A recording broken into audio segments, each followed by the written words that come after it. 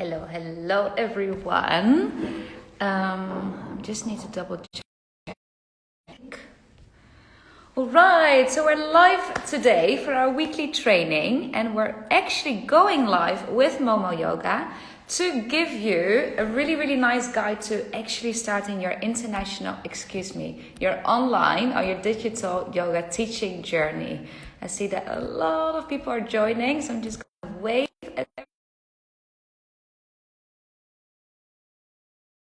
conversation here into the live session.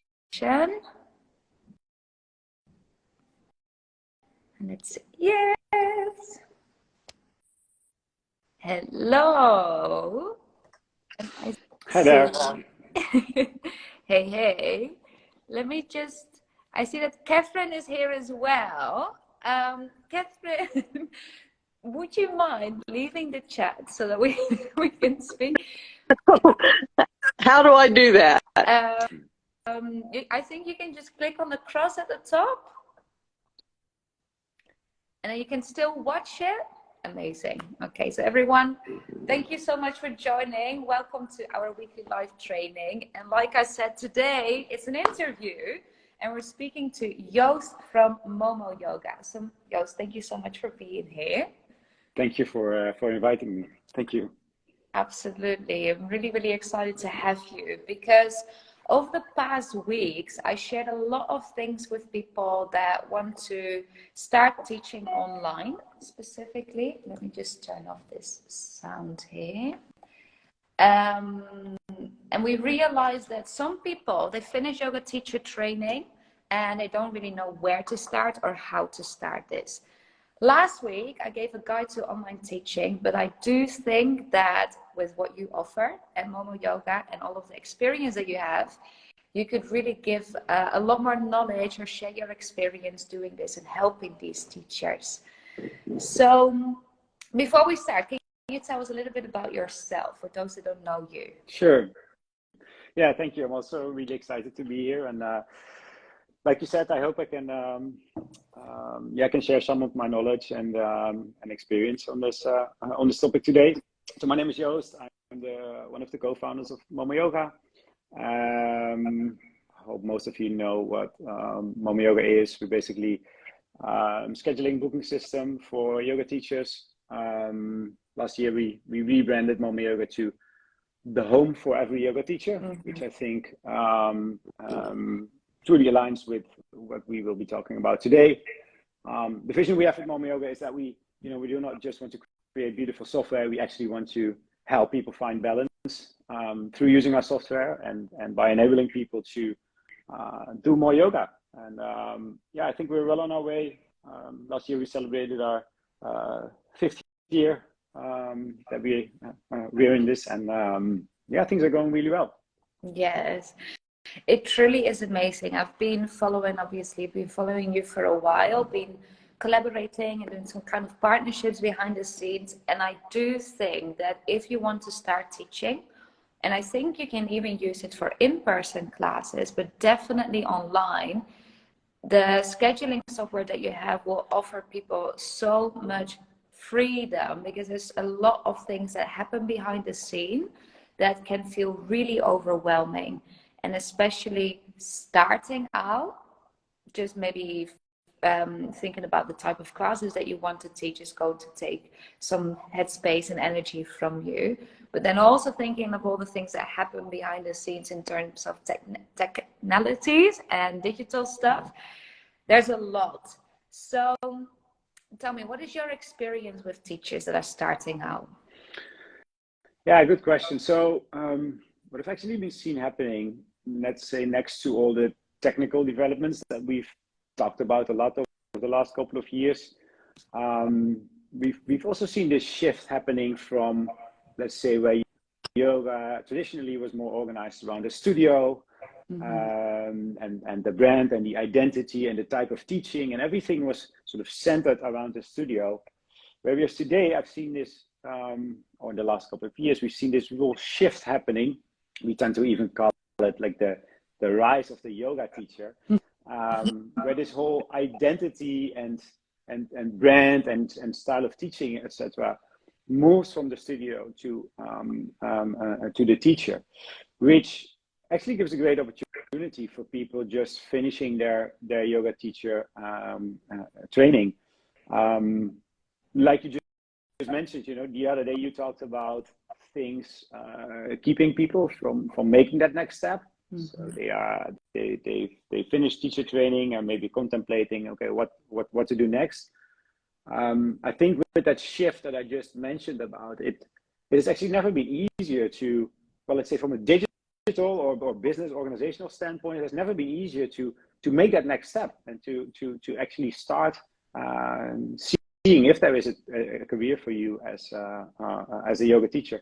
And yeah, I see many yoga enthusiasts going from teacher training into making those first steps.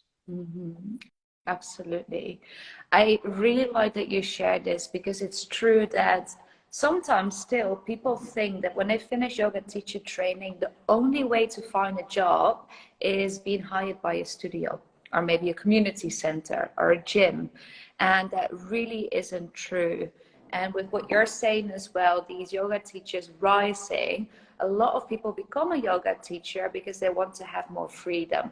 And they want to teach wherever they are traveling or maybe move to in any way that is possible, really. So teaching online can solve all these wishes, or they can really meet all those wishes and desires that you have. But it is challenging for people to start out, right? Yeah, it is. I think you really have a great point there, where teaching online is one of these things that makes it even easier, you know, and even let's say more baby steps to move from being that yoga enthusiast that ended up doing teacher training and making that step, which maybe still feel really daunting and scary, but to actually teach that first class online is a great way to basically test that out if this actually is your calling. You know, I think like many teachers I talk to a lot start their journey out of enthusiasm. You know, they are not necessarily determined. Some of them are, but not everybody is determined, saying, okay, I'm going to do teacher training, and then next out of this, my goal is to start this multi-teacher, maybe even multi-location yoga studio, and that is the only way for me. You know, many of them just start with this enthusiasm. They like doing yoga and they want to give a sort of more profound follow-up to their practice, ending up doing a teacher training, and then after they're like, okay, but what's next? And yes, it still is quite a big step, but I can assure and I hope I motivate many people to actually make those next steps with the tools and the things and everything online that we have today, which I like to share more about, of course. Yeah. Yes, absolutely. One thing that comes to my mind when you're saying, I finished my yoga teacher training because I love yoga, I want to deepen my own practice and understand my body better so I can enjoy it more, for example. But what is next, really? And I think this question is for many a difficult one to answer, because in teacher training, not many teacher trainers actually focus on the business aspect of it and what it takes to build your own career, or what it takes to even apply for a job at a studio. Definitely not about what it takes to set something up for yourself. So I think this is one of the things that's holding people back when it comes to building their career. Are there any other things that come to your mind? No, I think like you mentioned, you know, it's starting a business in generally feels daunting. It's like, ooh, that's scary. There's a lot of risk involved. Maybe I have to get a loan. You know, I have to register a brand and then do all these, let's say, legal things around it. Whereas I think, but maybe that's the next step, I think you can basically just start, take those baby steps and see that, let's say, setting up the business, which might feel as one of those hurdles, as the next step. Exactly. And especially doing this online, right? Because it's true that if you want to build a studio, you have to invest in the location, props and stuff that you want to offer to your students. But Yeah. online, it really is maybe Zoom and a scheduling software, but nothing else. It really is super low investment. Yeah. Right. So really, people come out of teacher training and they think, what's next? What is the first step from here? Yeah, good question. I was thinking about this, maybe this analogy in where that's more my field of the business. So in software development, we have this the thing called a minimum viable product. You maybe have heard about this. This is a way that, for instance, we use at Momo Yoga to find when we build new features or we build new side products or whatever, to see if there's this what we call market fit or product market fit. So you come up with a minimum solution to find out if that thing that you have in your mind, if that actually resonates with your audience or resonates with whoever's going to use that in the end, which for us are the Momo Yoga customers. So I was thinking that let's take that analogy. So you come fresh out of teacher training, and you are having all these thoughts of, it would be great if I could, get myself into that professional yoga career and get all the freedom and all these things that you really love, while actually doing what you love most.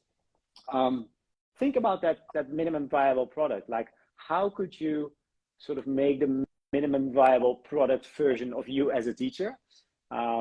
Whereas I think online is one of the important ingredients of that. But how can you, with the least, maybe not say effort, but with the least investment and with the least upfront things that you have to do, how can you find out if there is a market fit for you?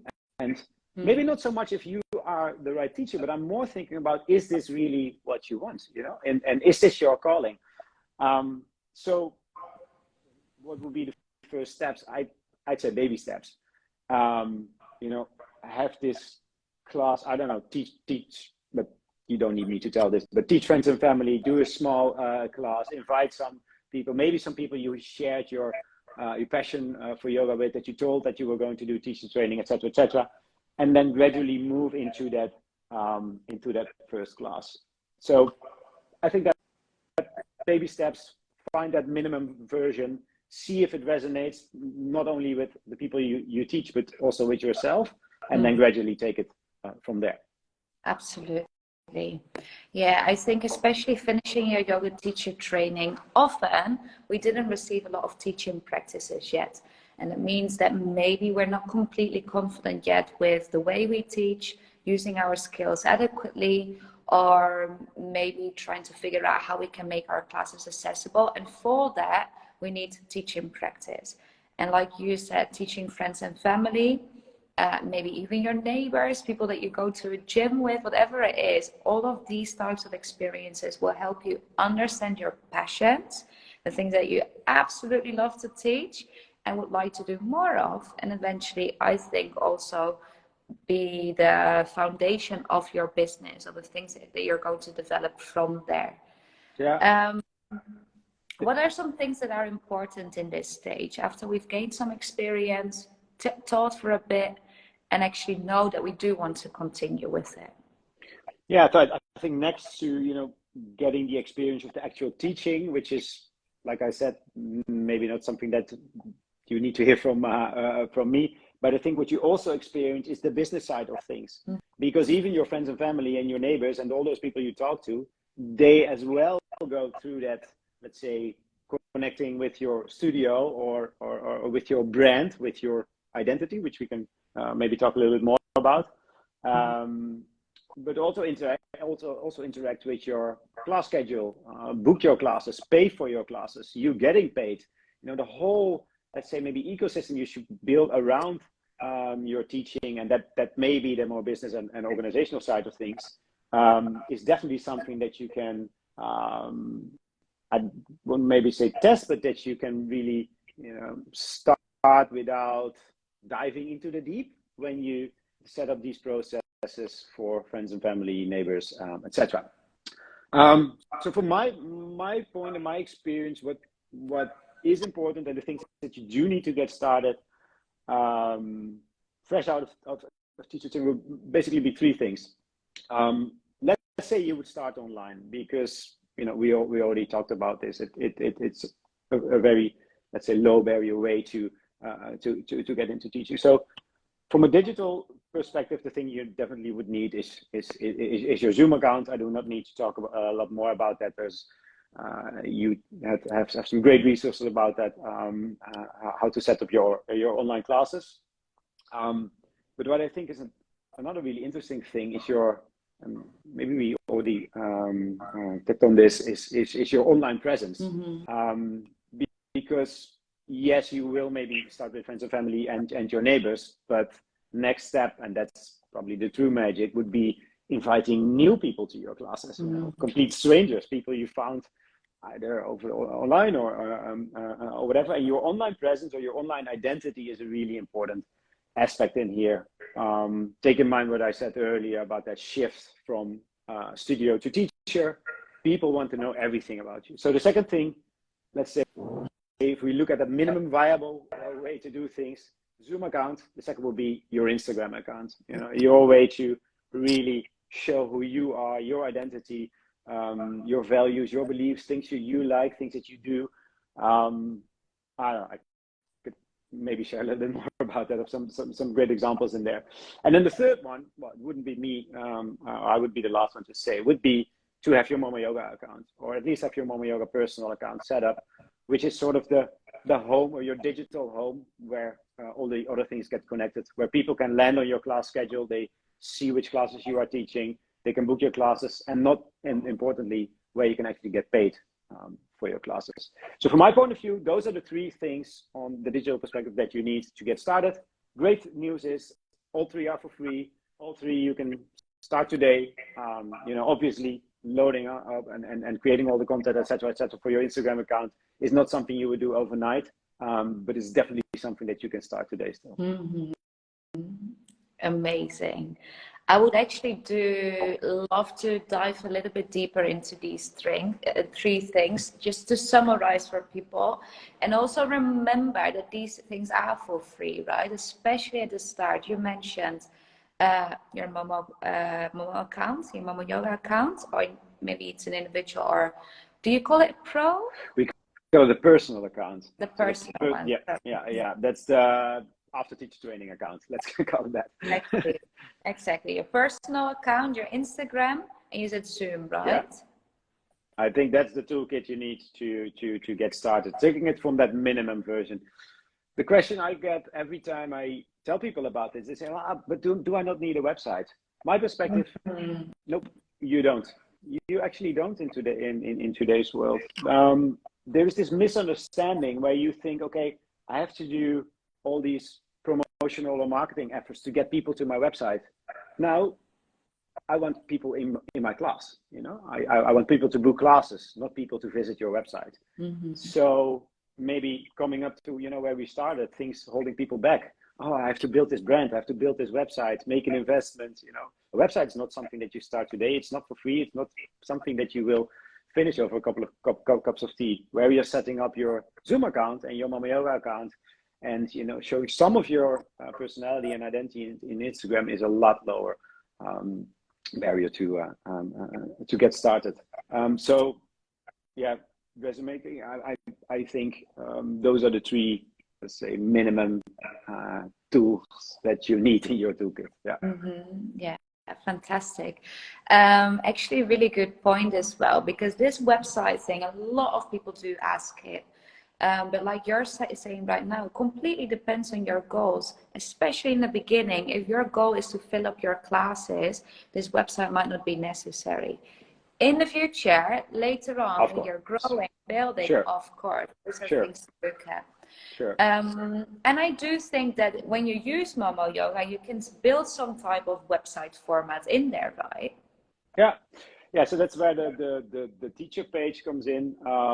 This is something that we designed last year, which is basically your homepage that you can customize to your own brand. So you can upload your photo, picture, add a logo if you may have, which is totally fine if you don't. But you can customize it to your identity. You can link to your Instagram. You can have your whole offering there. So your classes, maybe pre-recorded videos that you want to sell, or recordings of the online classes that you have been teaching recently. You can show your pricing, some things about you, your contact details, all in one page, all set up as basically your website, or basically your starting point. And I dare to state that that page is a lot more user friendly, but also from a, let's say, a conversion perspective, definitely would outperform any website you would make yourself. If you do any marketing activities or promotional activities in the beginning, maybe even run an AdWords campaign or whatever, my advice is land it on your schedule directly, because that's where you want people to end up. If they want to know more about you, they click through your Instagram, they read about your bio, they read about your journey as a yoga teacher. But the conversion, sorry for my business terminology in there maybe, but it's actually booking and paying for classes. Exactly. Yeah, well, you're absolutely right. I think having that one homepage makes it really concise, compact, very easy. People know where to go, how to navigate it. And like you said, the goal, or the conversion is when people actually sign up. That is really easy that way. It's almost impossible, I would say. Yeah. I've got some question, because we're speaking about online presence, and you mentioned Instagram a few times. It's a way for you to show your personality.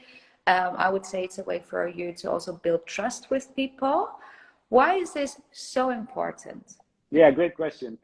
I think that's sort of the missing link in what we're talking about right now, because yes, you can have everything set up in your Momo Yoga teacher page. You can have your Zoom account. You can have all these tools, but then we're still assuming that people just fly in and they find you by accident or whatever, or they align with you as a teacher. Maybe if we skip back to what we started with today, where I briefly mentioned that shift from, let's say, studio branding to teacher branding, if that makes any sense, or studio identity to teacher identity. Research actually shows, and I think a lot of your listeners will understand it, that people today more choose for a teacher often over a studio, because they like this style of teaching, or they align with this person, they maybe align with his or her values, his or her beliefs, share the same hobbies, the pastime, do the same kind of sports, whatever. And I think if you take that in mind, then it's more of a sort of a personal branding thing than traditional loading this brand around the studio name and do all these things yoga, basically. I think people today more love to connect with that personality, with that teacher. And what is the greatest way to show your online, or what is the easiest way to show your online presence? You end up with Instagram today. Maybe one step back. Okay, so how do people do research? You know, when they buy a new product or when they buy a new service, they look online. Yeah. So why is your online presence so important? If people find out about you as a teacher and they are contemplating to follow one of your classes, they want to know about you.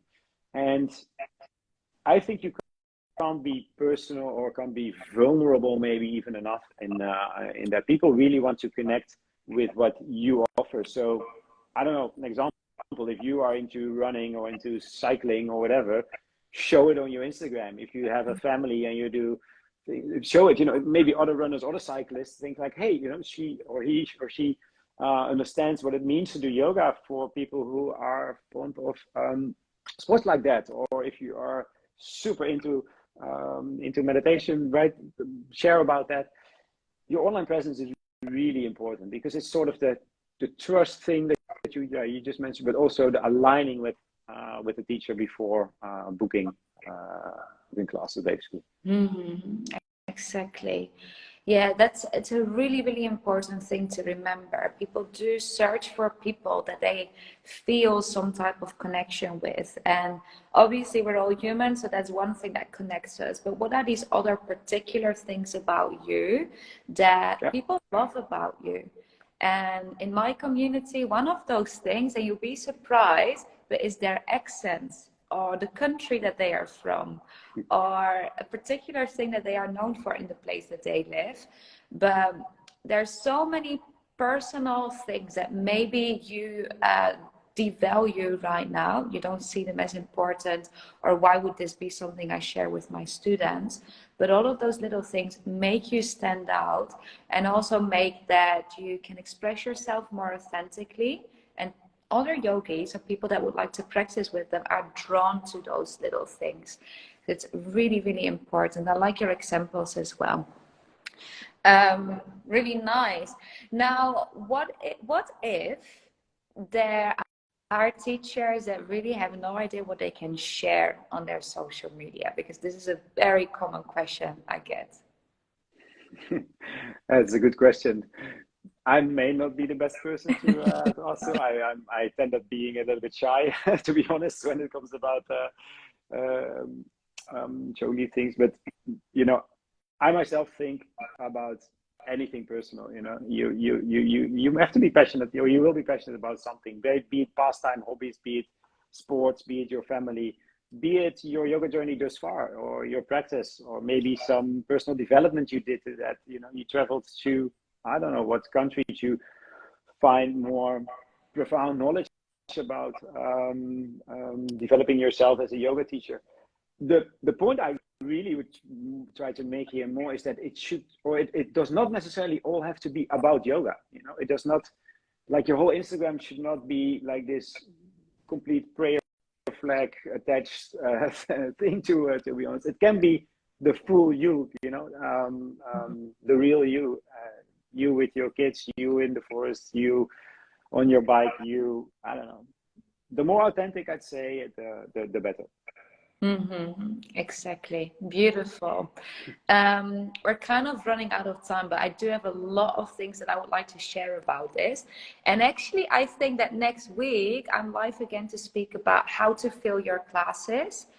I didn't plan on it, but I will include a whole part about your online identity so that we can attract people through Instagram. So for those that are interested, join me again next week to hear about this, how to do this. Joost, are there any other things that you would like to mention? People you should know, or maybe things that we forgot? Yeah, I could talk for hours about about the topic. I'm fond about it. No, maybe a little bit more resources. So great way to move on to and to read on about the topics that we talked about today, but also about filling up your classes, online teaching, etc. Would be our blog, which could be found at blog.momoyoga.com, blog.momoyoga.com, and yeah, maybe a great one to share your personal page at Momo Yoga. If you sign up via Annie's page, you get 3 months free on our premium plan. So definitely worth mentioning that. I think it's momo.yoga/Annie. But no, yeah. If any questions, always reach out to me. My email address is joost@momoyoga.com.